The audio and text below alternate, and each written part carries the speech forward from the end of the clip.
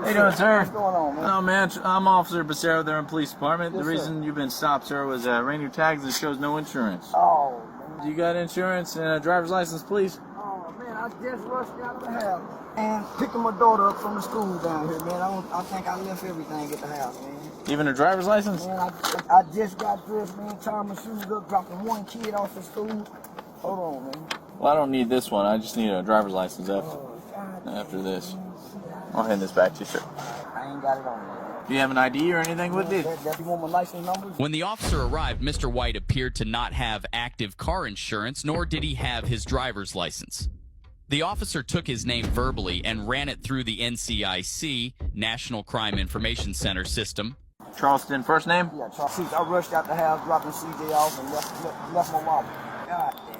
And I had money for man, shoes. Hey, It doesn't have anything on the computer at all. So this is a valid policy, right? Old American? It should be. It should be. All right, man, I'll give them a call. If they say it's good, then I'm good. If they say it's not good, then it's going to be a ticket. All right, that's how it is, man. We don't really play here in Irving with no insurance. It's automatic ticket, all right? I understand. Well, you see what's on the back of my window, so I do a lot of I hear you, man. So, yes, I understand. If it's not showing, it ain't showing. Baby, Okay. did you pay it? Baby, I'm running. So are you saying it's not valid? Not valid. All right, man. Do you have any outstanding warrants? I'm assuming not, right? No, I ain't got You ever been arrested for anything? Yeah, man. Aggravated assault with a deadly weapon. When was that? Man, that was, got into it with some gang members, man. A community activist came down into the neighborhood after making some threats, pointed a gun at them, man, couldn't leave the property. They went back and called the police on me. I haven't been indicted yet, so. Well, all right, man. Hopefully it works out for you. Yes, sir. What about drug use? No drug use. No drug use? Not even marijuana? You ever smoke in the car? Last night. Last night? Yeah, last night. If there's anything in there right now? So don't dig, dude. I'm just asking. That little guy? Yeah, That's it? That's it, man. That's all you have? That's all I got, man. All right, man. Fair enough. Let me check on a few things, and I'll be right back with you. That's a good driver's license number, right? Yes, sir. And it's going to come back to that address? Yes, sir. All right, bud. Give me 1 sec. I'll be right back with you. Dude, smell like a little bit of weed, a lot of air freshener. Guy asked. He says he's been arrested for ag assault with deadly weapon, Fort Worth. He's still under charges for that. FYI. We don't know you're here, but he knows I'm here. Not much, man. What's up? Been arrested for ag assault, pull him out. All right.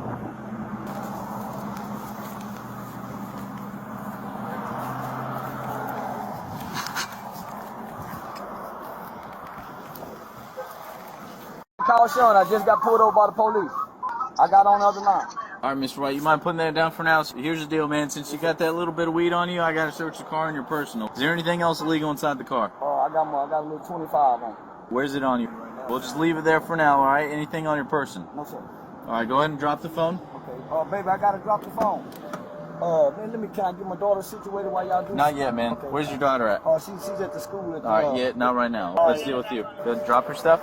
We'll just leave it up here. You want to hop out for me? I got a knife in my pocket. I'm just going to detain you for now. Yes, All right, you're not under arrest or anything else. Just his pocket knife? Yes, sir. Anything hold else on on to you? it. You said a can of mace? Yes, sir. Where's that mace at? Expired 2008, clear 29. But I'm just going to put it in the bag so I don't lose any of your stuff. That's not illegal, is it? No. 10-4, thanks. But I want to make sure everything's out of your pockets, man, and then we'll go from there, I okay? understand you guys' job. Why you so prepared, man? Man, I got a lot of threats, man. I went viral. I walked into the police department, man. After I do a lot of community work, and I went to the police department, man. A lot of killings going on in the city. Spoke out against the Crips and the Bloods.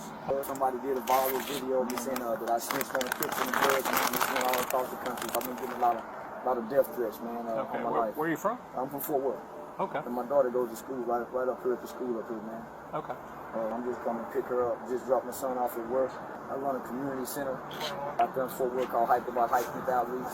I do a lot of work in the community, man, stand against a lot of gang violence. So I get a lot of threats upon my life. So That's good, man. I've got over 100 threats, man, over the last.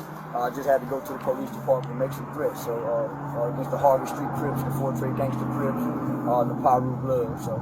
You're out here trying to do good, and they're threatening you. Man, my biggest, and then I embraced the police department, so I do a lot of community work on, advocating for, better relations with us with the police department, man. And so My message is my greatest threat when I walk out of this door isn't a police officer that's looking to do me any harm. It's not a Klansman. It's another black guy that looks like me. So I speak out against the black on black violence. See right there, man. Of course, I get called a coon. I get called a sellout. Uh-huh. So if you let me show you on my phone, man, I can show you. I went. It's over 500,000 views, man, of me saying I'm tired of the gang violence. They're giving the kids drugs. They're giving kids guns. So man, my life's in danger. What's this on? 5 inch, yes. Can you run the same individual all the way, see if he has a prior felony conviction with a gun in the car? It's all over social media, man. My face blasted, mom's worthy, kids worthy. Spoke to city council Tuesday, made the mayor. Man, I do a lot of community work, so I'm very much well known in Fort Worth for the work that I do in the Stop 6 area. So, I hear that's a rough area over there. man, that's 105 zip code. Yes, it was one of these. So is that where you're originally from? Yes, I was born and raised. Used to be a troubled kid myself. God allowed me to make some bad decisions and choices in life, man. Ended up in the Texas Juvenile Justice Department. I spent most of my teenage life there. Got out in 1998, haven't been back to prison. It wasn't until I started having children that I started wanting to do something different in life. Never been raised by a man, never been spanked by a man, never been disciplined by a man. I didn't first get a hug from a man until I landed in juvie hall. At times as a kid, going to juvie hall was okay, man, because I found a father. I got out, man. My oldest brother, he served a 99-year prison sentence for murder. I had a loving mom, retired from General Motors, man, God-fearing, but that lack of father. Growing up in the black culture, you grew up believing that going to prison is a part of manhood. You watch dad go, you watch your uncles go. You spend a night over your buddies' houses, their dad's in prison. Nobody's coming back saying anything bad about prison. Nobody. You turn on the television, you see it. It's glorified in the videos. You put on your headphones. It's propagated in the music. With that young, impressionable mind, you grew up thinking that's the life. I went to this institution, man, never had been exposed to the gangs. Got into the institution and said, man, this gang shit is everything I'm looking for. So I joined the gang, started writing home, telling mom, I don't believe in Jesus no more. Took on that gang culture mindset. Thought we was hardcore. But as I got older, I realized, man, we was just hurt kids. Got out in 98, man, my record was sealed. Don't have any felony convictions. But when I came back to my community, the African American culture is negative, right? Everything that we get is negative. The rap music, Master P had just dropped Ghetto Dope, taught you how to cook crack from step 1 to step 10. Here it is, I'm locked up from 14 to 21. Man, when I get home, I'm still 14. Even though I'm 21, I don't know how to talk to girls. So I spent most of my 20s trying to find an identity, hanging out with this guys, hanging out with this guys, hanging out with this neighborhood, just trying to find an identity. Through fatherhood is where I found my identity. Fatherhood is where I found identity.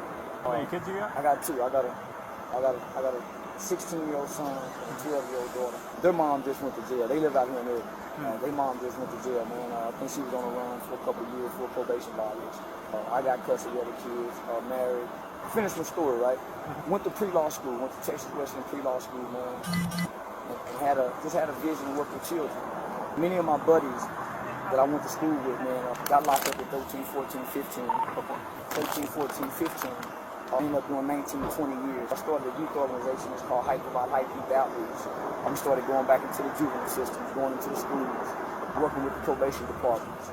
There was an incident that happened in Fort Worth where a woman by the name of Jackie Craig's son, she was arrested for calling the police to grab the son by the neck. That is where I learned to embrace the police department. Rather than aligning with the African American community with the hate. We hate police, we hate police. I thought it was a great opportunity, man, for us to bridge the gap. I took a chance, man. I started meeting with, at the time was the president of the Police Officers Association, a guy by the Rick Van Houten. Met with him.